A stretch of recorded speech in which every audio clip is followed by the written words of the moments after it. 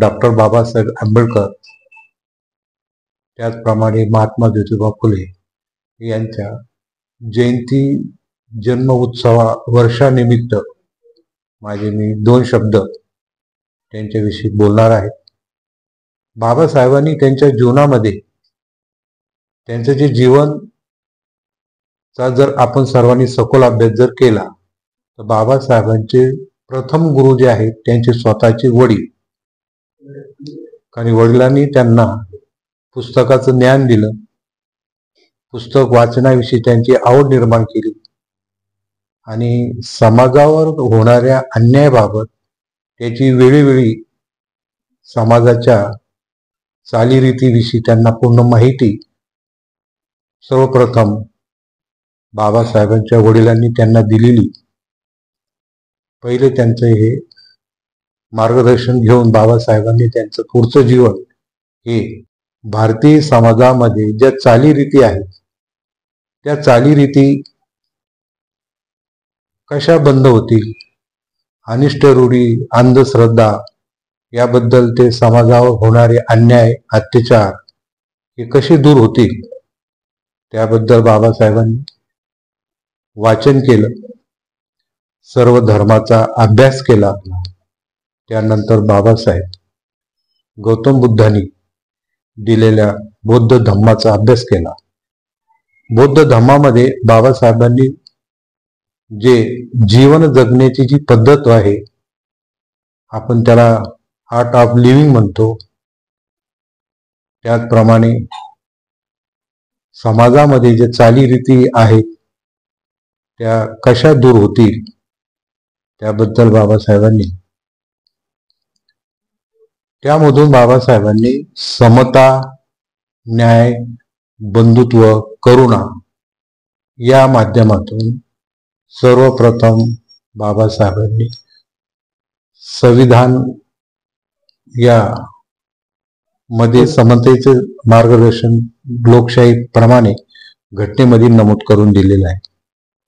आज या घटनेचा जो कारभार आहे, जे संसद चालते, संसदमध्ये ज्या ठराव होतात त्या ठरावामध्ये सुद्धा बाबासाहेबांनी जे संविधानामध्ये लिहून दिलेलं आहे त्याचप्रमाणे संविधान किंवा भारतीय घटनेप्रमाणे भारताचा राज्यकारभार चालतो. परंतु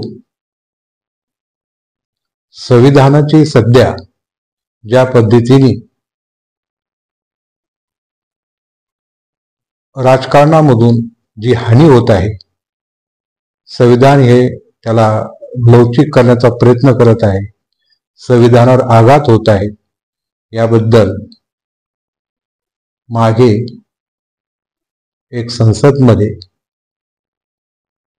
आपल्या देशाचे गृहमंत्री यांनी एक बाबासाहेबांच्या संविधानाबद्दल, बाबासाहेबांच्या विचाराबद्दल संसदमध्ये जो अपशब्द वापरले ते अपशब्द सुद्धा हे घटनेच्या विरोधात आहे आणि घटनेमधूनच त्यांना त्या पद्धतीने त्यांना शिक्षा मिळेल.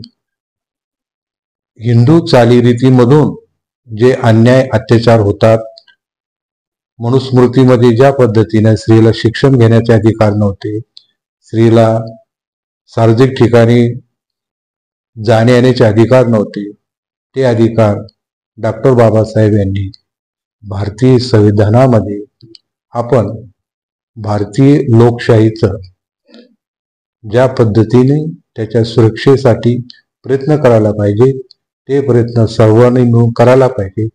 जर लोकशाही असेल तर देश असेल, जर लोकशाही असेल तर मानवता असेल, जर लोकशाही असेल तर आपण आपल्या समाजाची प्रगती करू शकतो.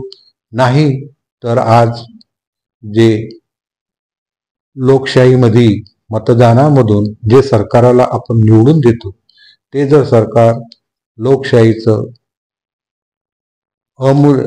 लोकशाहीचा अपमान करत असून त्या लोकशाहीचा ज्या पद्धतीने राबवला पाहिजे समाजामध्ये, संसदमध्ये ती राबवली जात नाही. काही विरोधी पक्षाला पुढे करून, काही समाज बांधवाला पुढे करून लोकशाहीवर ज्या पद्धतीने जो दबाव आणून त्या लोकशाही ही कशा पद्धतीने बाबासाहेबांनी दिली त्याचं वाईट विचार किंवा वाईट समज समाजामध्ये पसरवतात.